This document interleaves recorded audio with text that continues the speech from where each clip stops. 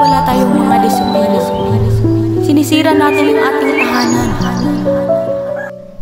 Paano masasaksihanan ng susunod na henerasyon ang kalinisan ng ating inang lupa kung tayong sangkatauhan ay hindi gagawa ng anumang aksyon upang mapanatili at mapangalagaan ang ating kapaligiran?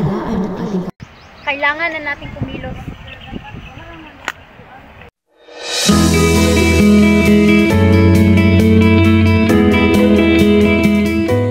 Sa lahat, hindi pa huli ang lahat para gumawa ng pagbabago. Oo, ang pinsala ay nagawa na at ang basura ay kung saan-saan. Ngunit marami pa rin tayong magagawa. Magkaroon ng disiplina at ang wastong pagtapon ng basura.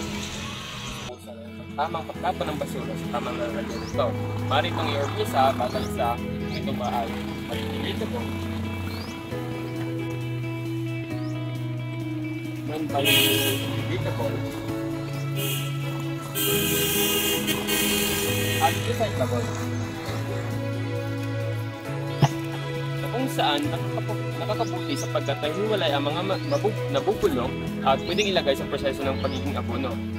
Samantalang, ang mga hindi naman nabubulok o recyclable ay pwedeng gamitin muli o i-recycle mula sa terminalito to recycle.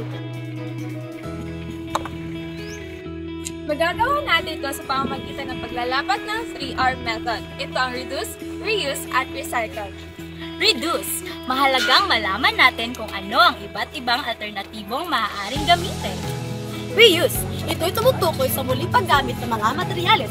Sa halip na itapon ng mga ito, kung ito'y nasa mabuting kalagayan pa, bakit hindi natin isalang-alang ang paggamit ito muli sa ibang paraan? Recycle. Ito ay isang proseso kung saan nagsisikap tayo na kolektahin at isaayos ang mga materyales na karaniwang tinatapon bilang basura at ginagawang mga bagong produkto. Sa pamamagitan ng pag-uuri sa kanila, maging ito man ay isang plastik na bote o mga piraso ng papel. Ngunit hindi natin maiiwasan ang pagkakaroon ng basura sa ating pang-araw-araw na buhay. Ngunit pwede natin itong organisahin at hindi ito maging isang kasano. Ang pagtatapon ng basura ay hindi dapat baliwalain.